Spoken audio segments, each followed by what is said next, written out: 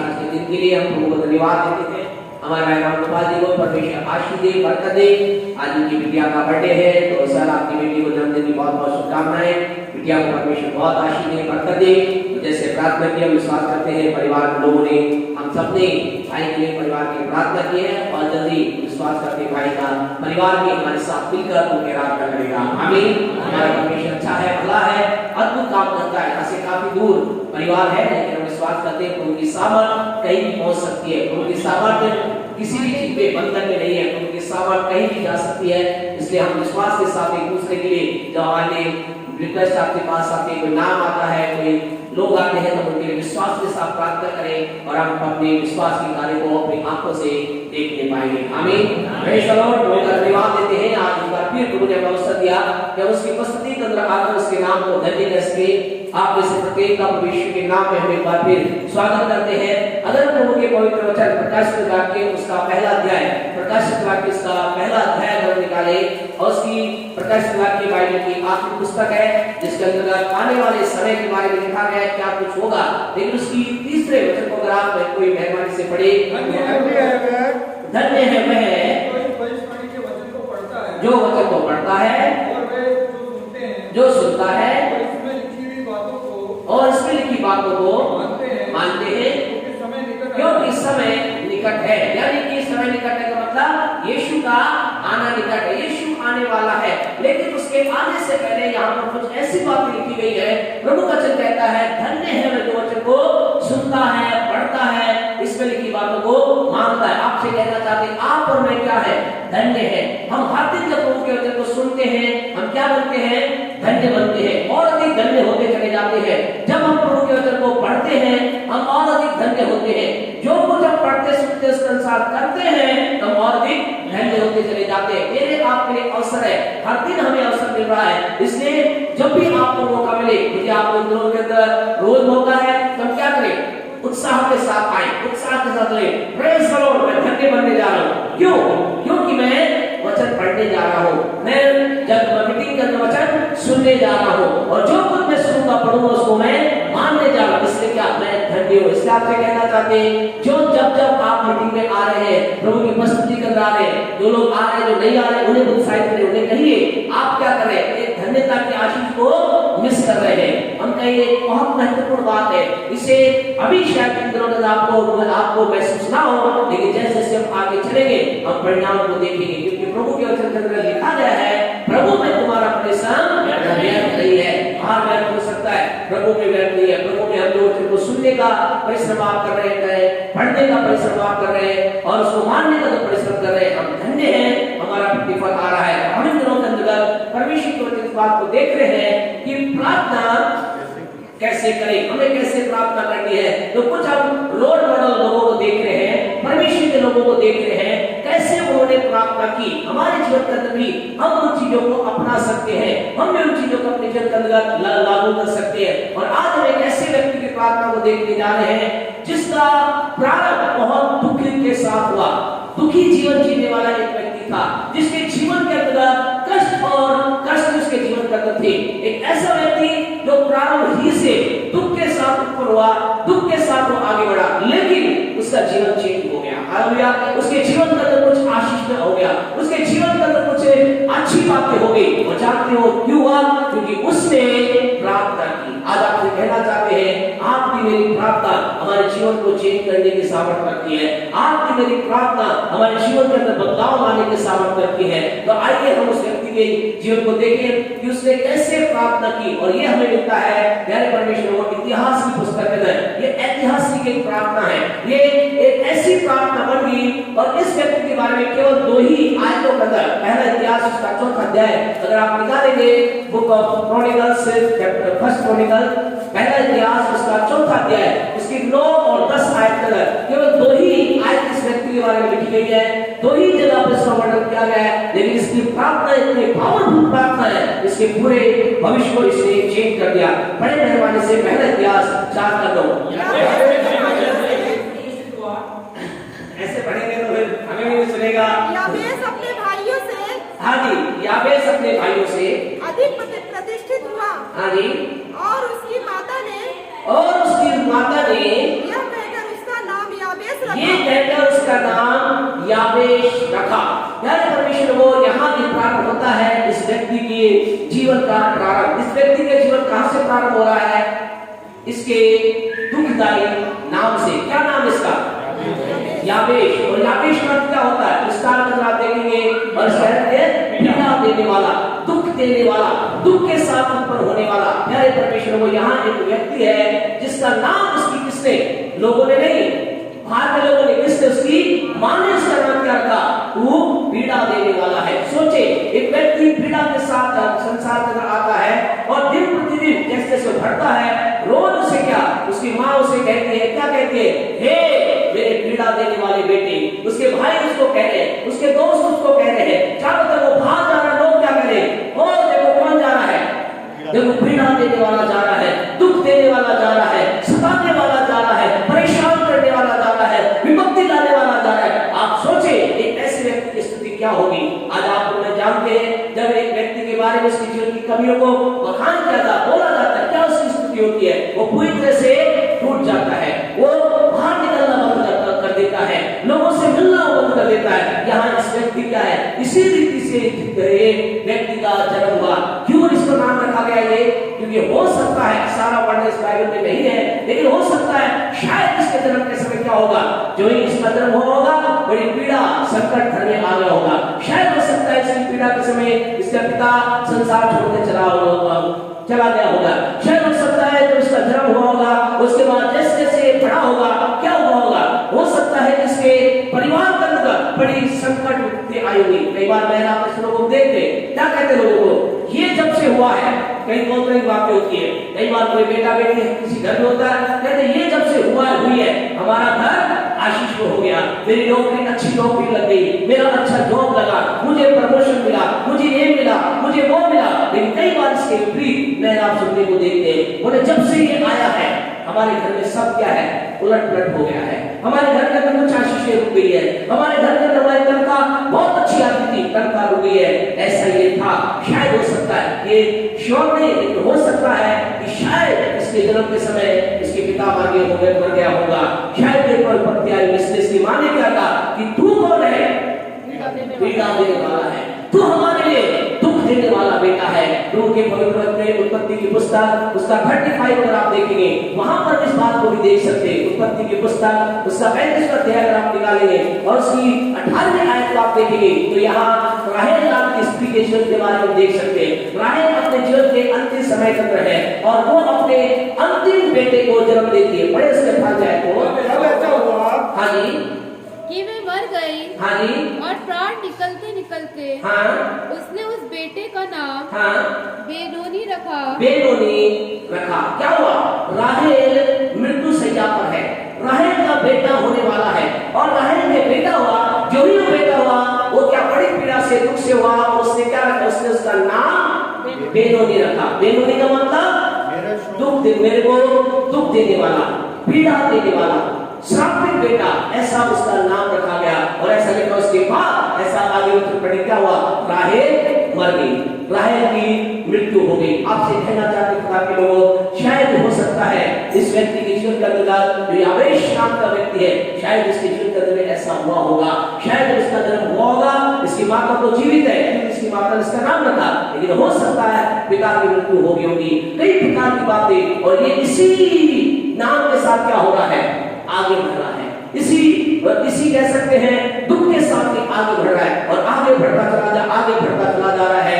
और फिर जो ही अपनी किस एज का, शायद मैच्योर एज के अंदर आया होगा, शायद 15-18 साल की उम्र के अंदर आया होगा, ये बार-बार ये सब सुन रहा है। दुख देने वाले, एक तरफ जवानी के श्राप लाने वाले, दुखी व्यक्ति, हमारे जीवन को दुख देने वाले, चारों तरफ इसके दोष देखेंगे। देखो कौन आ रहा है? पीड़ा देने वाला आ रहा है, देखो दुख देने वाला आ रहा होगा। ये याबेश नाम का व्यक्ति पीड़ा और दुख की बातों से सुन करके आगे बढ़ता है। लेकिन एक दिन ये कुछ ऐसा करता है जो आपसे कहना चाहते हैं, इसके पूरे एंटायर फ्यूचर को चेंज कर देता है। आपसे कहना शायद आपके जीवन में ऐसा होगा, शायद लोग आपको कह रहे होंगे तुम सफल नहीं हो सकते, तुम असफलता से भरे व्यक्ति हो, ये व्यक्ति कभी सफल नहीं हो सकता है। चाहे नौकरी में आपको कहा जा रहा होगा, बिजनेस में कहा जा रहा होगा, परिवार के साथ कहा जा रहा होगा, लोग आपको गलत बात बोलेंगे। आप क्या करें? आप वही करें जो याबेश ने किया। याबेश ने जानते क्या किया?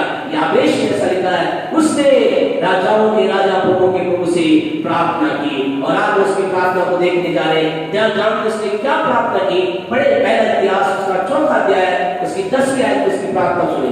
याबेस ने इस्राएल के परमेश्वर को याबेस ने इस्राएल के परमेश्वर को हाँ जी यह कहकर पुकारा, क्या पुकारा? भला होता कि तू मुझे सचमुच आशीष देता, भला होता कि तू सचमुच मुझे आशीष देता। इसने पहली प्रार्थना, first point of the prayer, उसकी प्रार्थना का पहला पॉइंट उसने कहा, हे परमेश्वर मुझे आशीष दे, हे परमेश्वर मुझे आशीष में बना, हे परमेश्वर मेरे जीवन में तेरी आशीष आने पाए।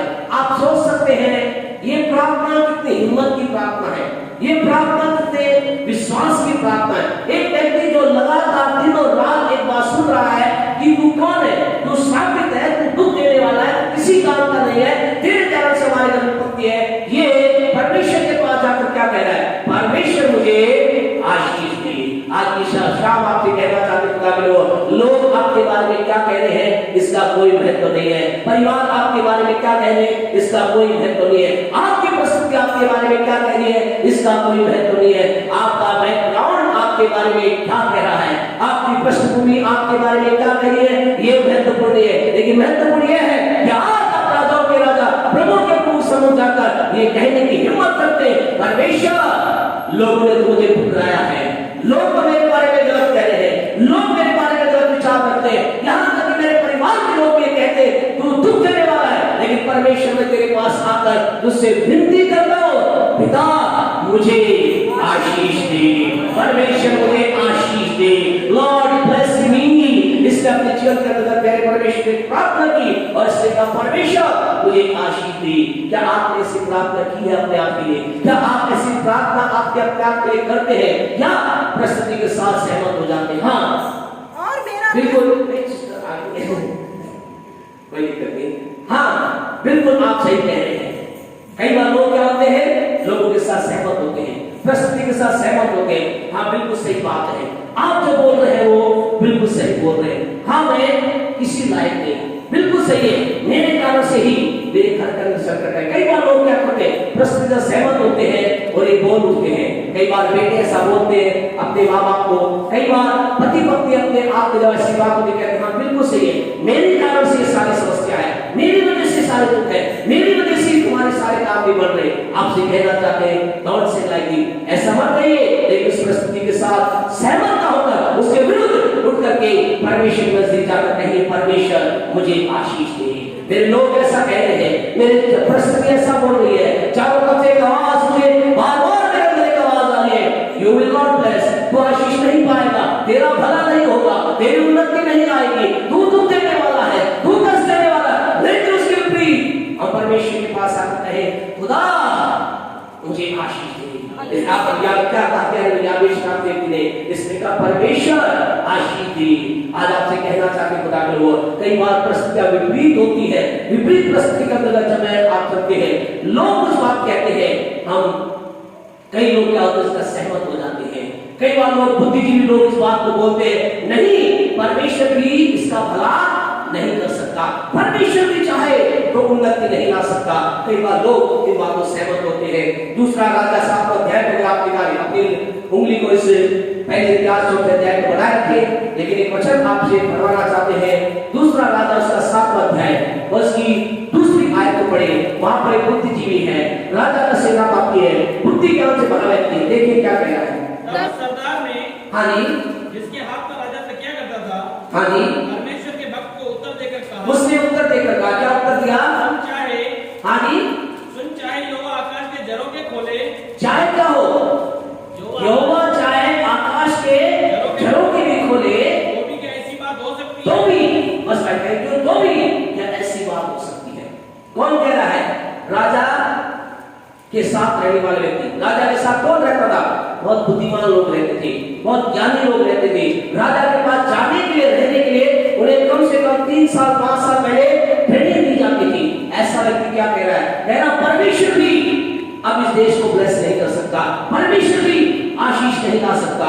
आपसे कहना चाहते कई बार लोगों से ऐसा कहते हैं, क्या कहते हैं? परिस्थिति इतनी बुरी है, इकोनॉमिक्स इतने डाउन है, जब सारी चीजें विपरीत है, कुछ भी होता है, इस साल तो तुम्हारा मकान बन ही नहीं सकता, इस साल तो तुम्हारी नौकरी आशीष में हो ही नहीं सकती, इस साल तो तुम जीवन में ऊंचाई पे जा ही नहीं सकते, कितना कुछ है, इस साल तो तुम कार खरीद नहीं सकते, इस साल तो तुम जीवन में ऊंचाई बढ़ ही नहीं सकते। कई बार एक आवाज परमेश्वर लोगों को आती है, कई बार एक आवाज लोगों कानों को पहुंचती है कि आवेश के साथ ऐसा ही था, बार बार उसे एक आवाज बोलती थी, एक आवाज उसके कानों में बोलती थी, और आवाज क्या कह रही थी? तू दुख देने वाला है, तू पीड़ा देने वाला है, तू आशीष नहीं पा सकता। लेकिन इसके विपरीत इसने क्या किया? ये परमेश्वर के पास जाकर कहा, हे परमेश्वर मुझे आशीष दे। रुका नहीं गया परमेश्वर को, जहां तो उसने क्या किया? दूसरा अपना पहला पॉइंट पर इसने कहा परमेश्वर मुझे आशीष दे। सेकंड इसने क्या कहा? बड़े अपराध का दर्शन, और मेरा देश बढ़ा। इस सेकंड प्रेयर इसने क्या की? दूसरी प्रार्थना इसने की, परमेश्वर मेरे देश पर आशीष दे, परमेश्वर मेरे देश को भी तू ब्लेस कर, परमेश्वर मेरे देश के अंदर भी तू बढ़ोतरी को लेकर के आ। आज शाम के परमेश्वर हम क्या सीख रहे हैं? हम प्रार्थना करना सीख रहे हैं। हमारी प्रार्थना में क्या केवल हम अपने आप तक सीमित रहते हैं? क्या हम कभी ये भी कहते हैं परमेश्वर मेरे देश को आशीष दे, परमेश्वर मेरे शहर को आशीष दे, परमेश्वर मेरे कॉलोनी को आशीष दे?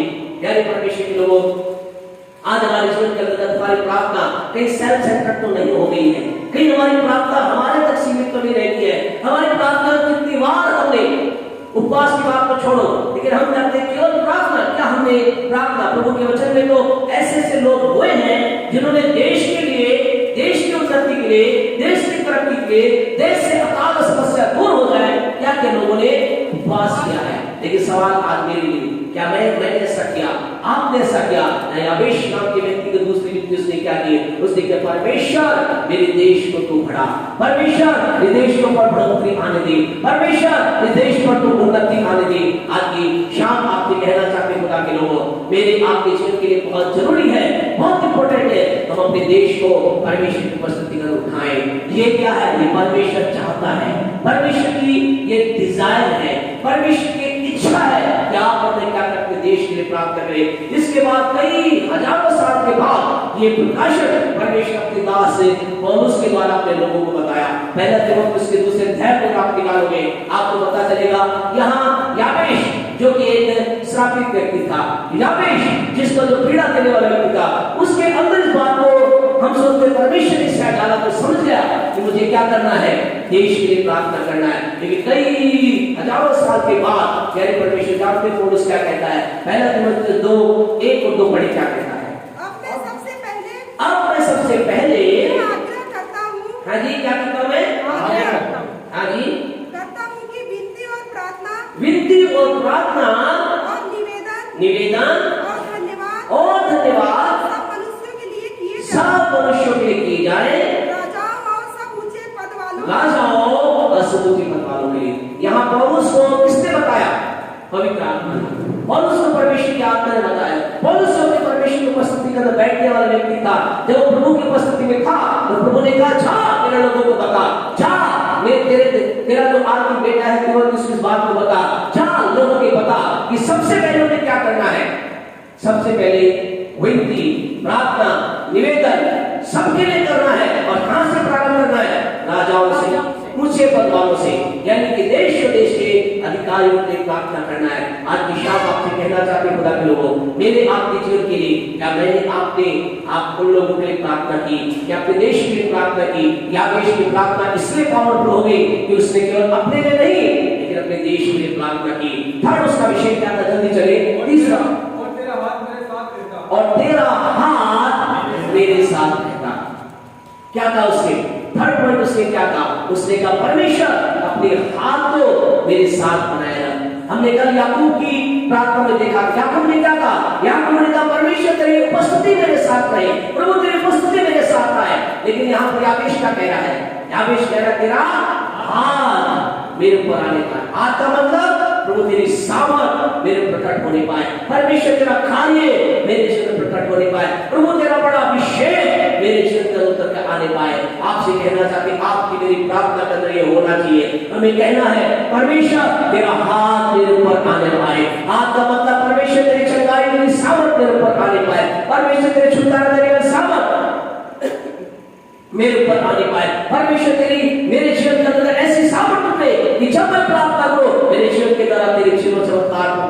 आए, केवल हमें परमेश्वर की उपस्थिति तक सीमित ना रहे, लेकिन हम एक कदम आगे बढ़कर याबेश के समान कहें। क्या कहें?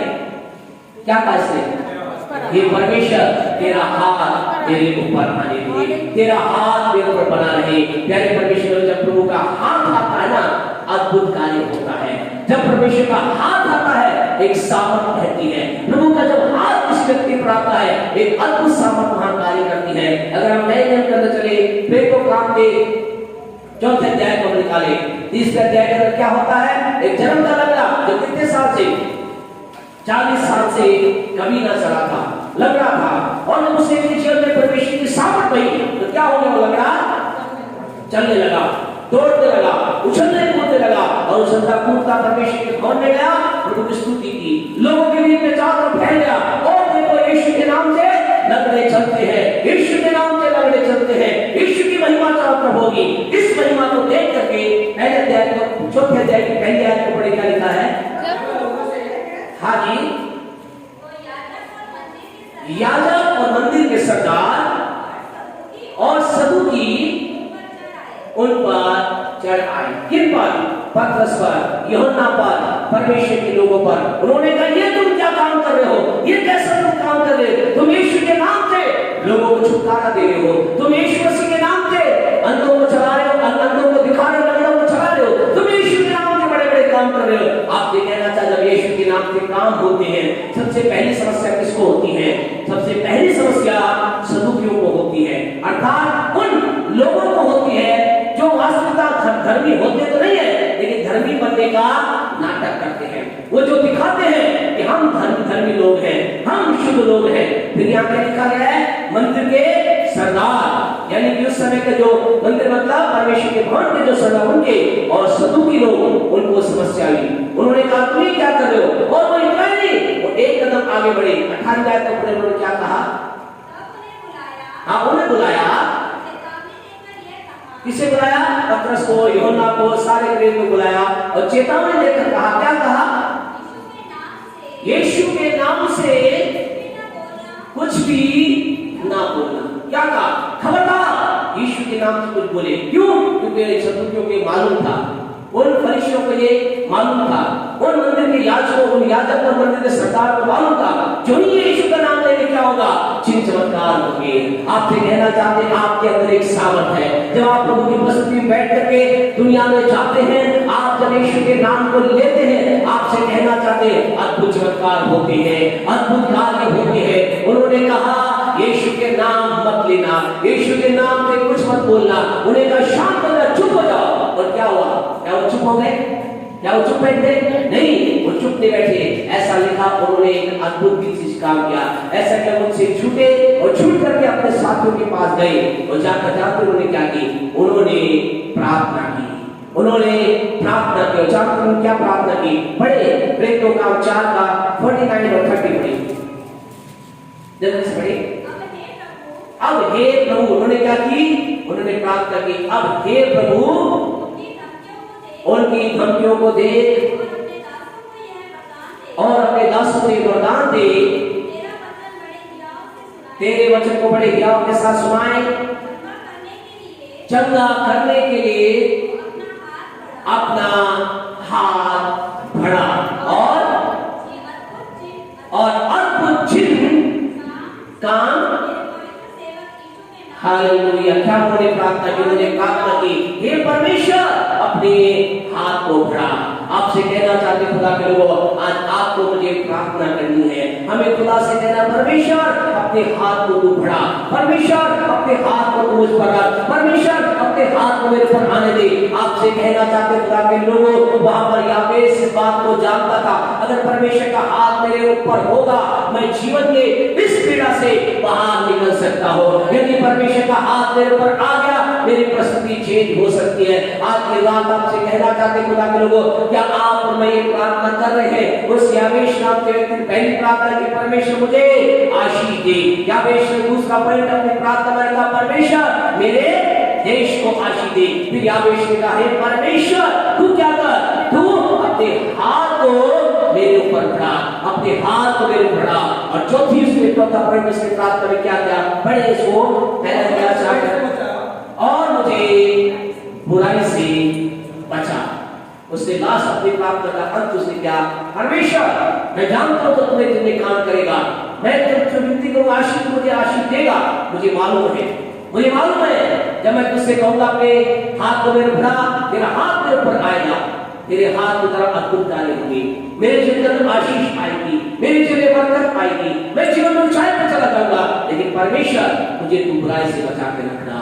आज बहुत से लोग हैं जो जीवन के अंदर कई बार 3 पॉइंट के लिए प्रार्थना करते हैं, परमेश्वर मुझे आशीष दे, मेरे देश को आशीष दे, अपने हाथ को बढ़ा, लेकिन अगली प्रार्थना को भूल जाते हैं। और वो क्या है, बुराई से बचा। वो जीवन के अंदर आशीषित होते हैं, वो जीवन के अंदर ब्लेस होते हैं, वो जीवन के अंदर उन्नति प्राप्त करते हैं, लेकिन जब उन्नति के स्थान पर चले जाते हैं, याद रखिए जो ही आप आशीषित होंगे क्या होगा, बुराई के अवसर बढ़ेंगे। ऐसा नहीं घटेगी, बुराई के अवसर बढ़ेंगे। बुराई करने के ज्यादा होंगे, आसान आपके पास रास्ता होगा।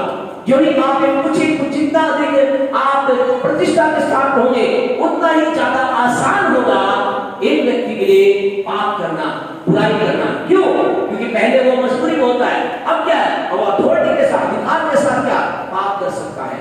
लेकिन याद रखिए खुदा के लोगों, उस स्थान पर हम पे पहुंचने से पहले या उस स्थान पहुंचने तक हमें एक ही प्रार्थना करनी है, परमेश्वर मुझे बुराई से बचा, परमेश्वर मुझे बुराई से बचा।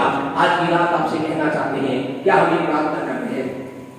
क्या हमने प्रार्थना की है?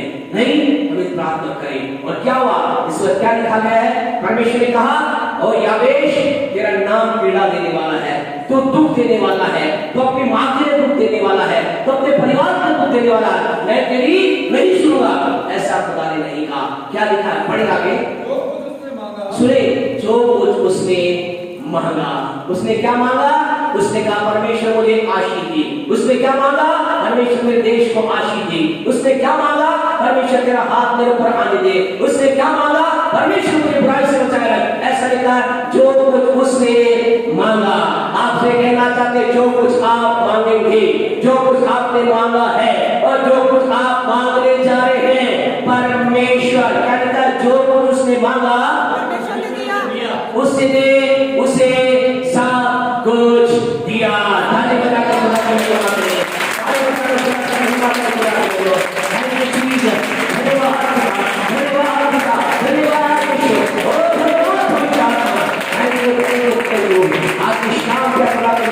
आपको कहना चाहते हैं, आज का मेरा परमेश्वर वो परमेश्वर है, अब जो मांगते वो हमें मिलता है। और जब इसे मिला, जानते क्या हुआ इसका परिणाम, इसका जीवन के अंतर्गत अद्भुत परिणाम इसका आया, इसके जीवन के अंदर अद्भुत कार्य हुआ, इसके जीवन के अंदर एक अद्भुत बात हो गई।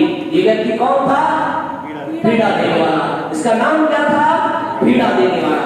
कई आज परिवार में बच्चे होते हैं, कई बार पति के पत्नी होते हैं, कई बार काम करने वालों के लिए अफसर होते हैं, कई बार अफसर के लिए नौकर होते हैं, पीड़ा देने वाले। लेकिन उस परिस्थिति के अंदर हमें क्या करना है, यावेश के समान हम प्रार्थना के साथ आगे बढ़े। और जानते क्या हुआ, यानी परमेश्वर अद्भुत चमत्कार हुआ, अद्भुत क्या हुआ, और वो लिखा है पहला इतिहास 4 के 9 में, पढ़ेगी।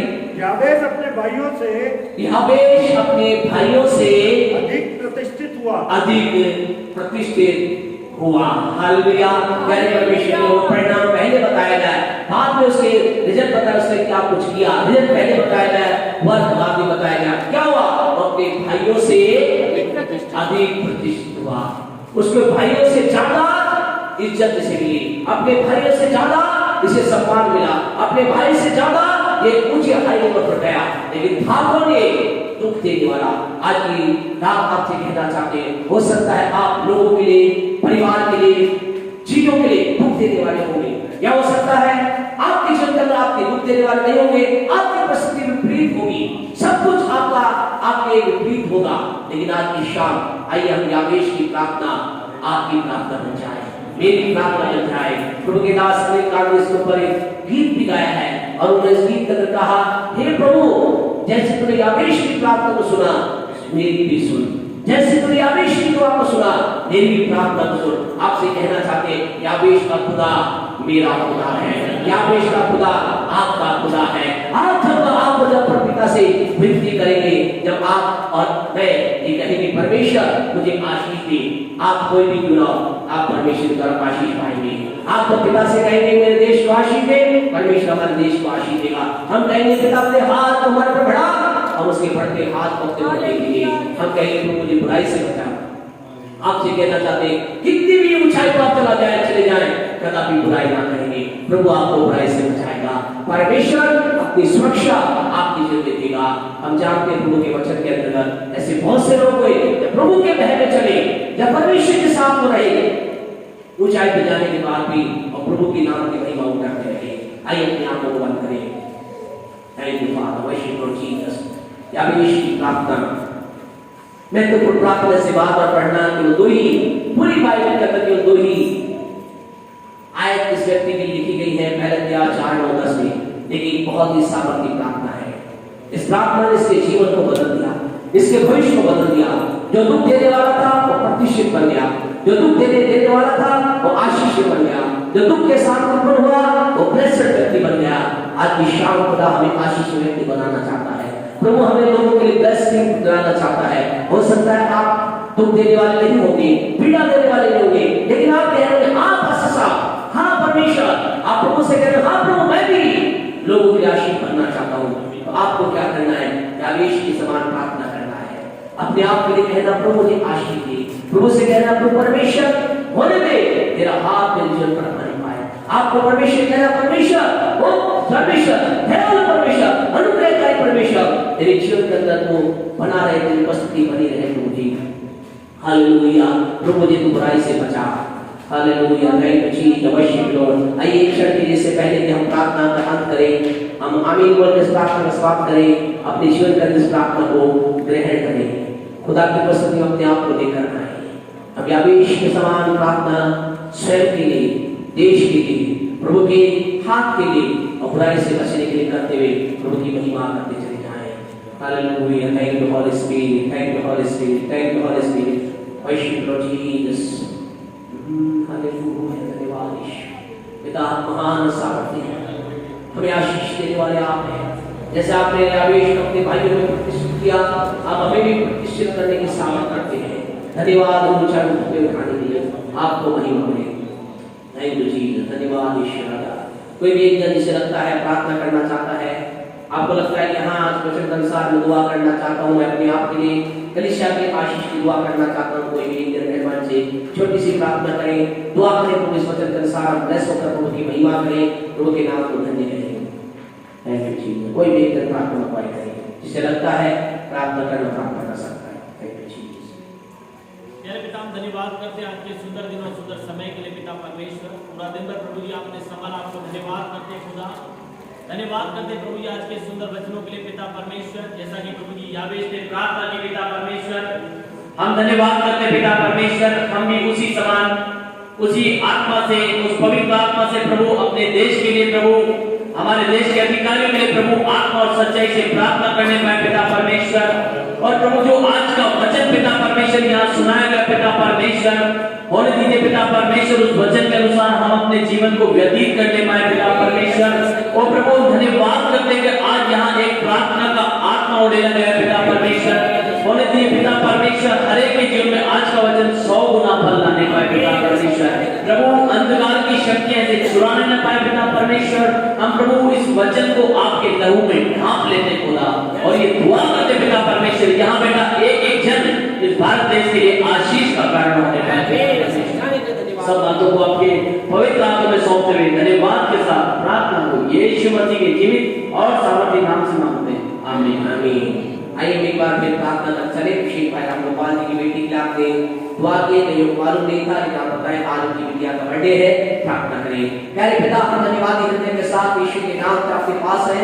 हमारे भाई राम गोपाल जी की बिटिया को त्रिलोक की सुरक्षा में रखते हैं प्रभु। आज वो यहाँ से बहुत काफी दूर है, लेकिन हम जानते हैं प्रभु आपके सामर्थ कहीं पहुंच सकती है। हम बिटिया को पिता को कोई प्रार्थना के नाम से आशीष देते हैं और ये दुआ करते हैं ये साल बिटिया आपके लिए साल बिटिया के आपको जानने का साल हो जाए, आपके बढ़ने का साल हो जाए। वो परमेश्वर की मम्मी के जीवन में और के तमाम भाई बहनों के जीवन में तेरी सामर्थ कार्य करें, यीशु के नाम से मांगते हैं, आमीन। हमारे परमेश्वर का प्रेम, परमेश्वर का रूप है, पवित्र आत्मा के सहभागिता से लेकर यीशु के दूत से आगमन तक हमारे साथ और संसार के तमाम विश्वास के साथ बनी रहे, आमीन आमीन। तो आप सबको आशीष दे, ध्यान रखें, कल की सभा हमारे भाई